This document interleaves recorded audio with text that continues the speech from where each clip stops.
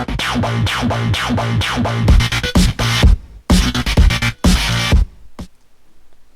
guys, what is up? My name is BlankVoidz and today I'm bringing you another video. Now, I did make a video before this, but the file corrupts. I have no clue why, but I don't think I started recording, to be honest. So this time I definitely am recording. I'm recording my audio. But anyway, let's forget about that. Let's just get straight into it. So you're here to find out how to make custom thumbnails in Photoshop. So I'm going to show you how. This is the basic way of doing it, but it's the most efficient. So when you're in, you want to go into File and click New, like I've already done. And when you're in, you're going to see all of this. And the presets, you want to ignore all of this and click Custom. Now the width you want to be is 1280. And the height is 720. You want to leave, there's all of these, and you want to leave it as pixels. The resolution, 28.346. There's pixels, inch, pixels, centimeters. You want to copy that and make sure you have. Now, I'm not sure what the color mode does, but it works for me, so just leave it like that. And you'll see the background contents, white, background color, and transparent. You want to click transparent, and in advanced, you don't need to worry about that. Just leave that alone, and you want to click OK. So, once you've done that, you'll be shown a page looking like this. So then what you want to do is you want to go down to the bottom right and you'll see a little square with a fold in the edge of it.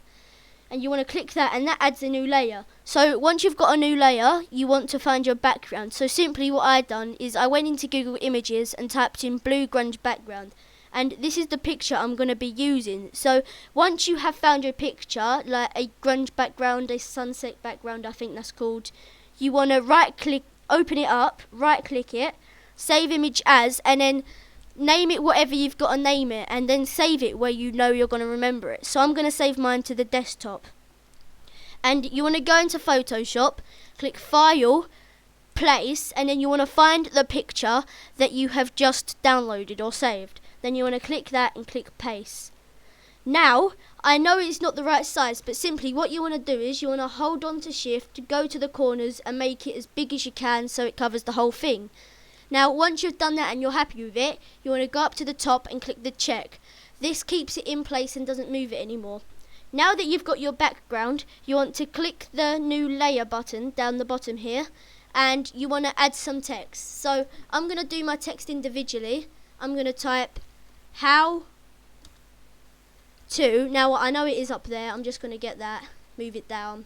I'm going to write how to, then I'm going to create another layer, then I'm going to get my text again, and I'm going to do make custom. Then I'm happy with that, so then I'm going to get the little arrow at the top here and move it down to where I want it to. You can change this later if you want. I'm going to create another layer, and I'm going to get my text again, and I'm going to write thumbnails, because I am currently making this one. That's not how you spell thumbnails. I'm currently making this thumbnail for this video. Then you want to click this again and move it to where you want to. Then how to make custom thumbnails. Gonna add 2 more layers. I'm gonna write this, then I'm gonna put in, and I'm gonna make that bigger later so it stands out more. And then I'm going to create one more final layer, going to do my text in Photoshop.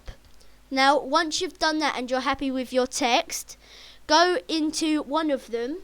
So I'm going to go into how to, right click, and you'll see all of this writing. Then you want to click blending options. Well, you don't have to, this is up to you, but it makes your writing look better.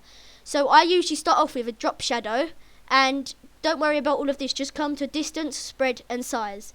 So then in distance I click 33, and it should make this background thing in how to, it makes it stand out a little bit more like it's 3D. Then spread, I'm going to click 33 again, and then in size I'm going to do 33 again. So then I'm happy with that, and then I usually go into stroke as well, and I make the size 6, and that's all I change in that one. And then if you look at the how to words, it looks alright, it's standing out to me.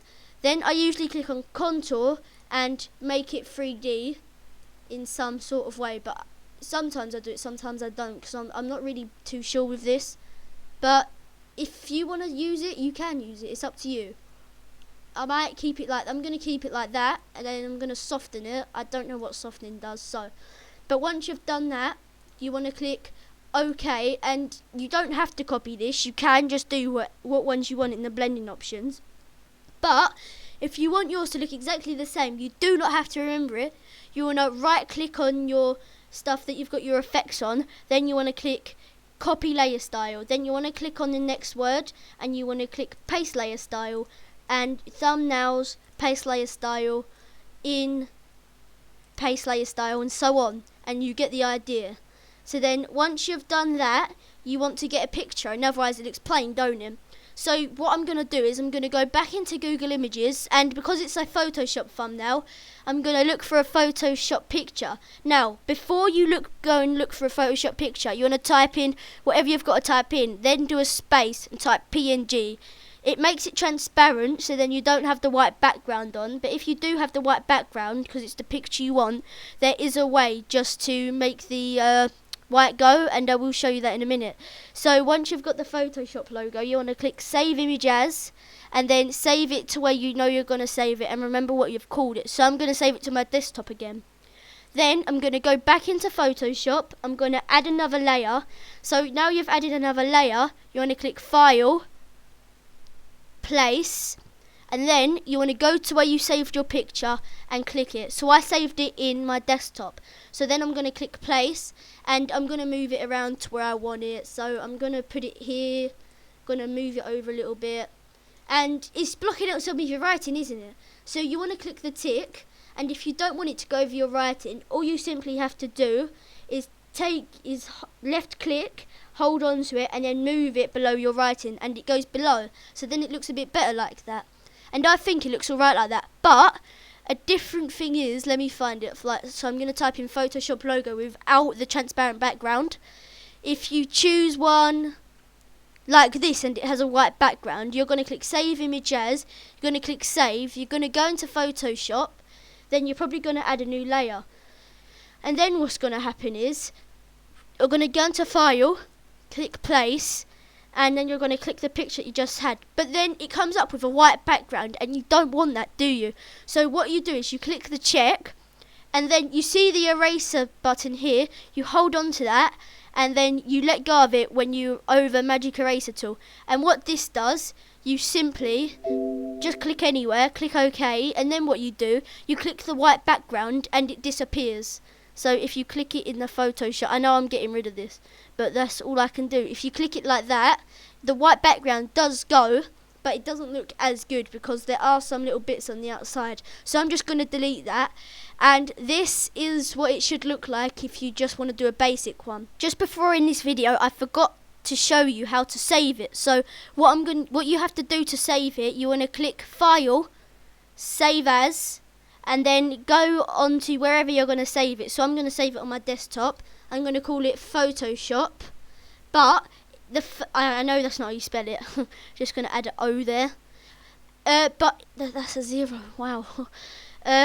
Instead of the format being Photoshop, you want to change it to PNG so you can upload it to YouTube. And as you see, more pictures have come up. So then I'm going to click Save, and I'm going to click OK. And you see it be saving down here. And once it's saved, you want to click the big X in the top right corner, and then it will ask you to save again. So you're going to click yes, but this time you want to save it in a Photoshop format so you can edit it at any time. So then I'm just going to leave it as that writing, but make sure it is in this if you do want to go back and edit it. So now I'm going to click save again. And then Photoshop format options, turn off, I don't know what this means, but just leave it how it is, and then click OK.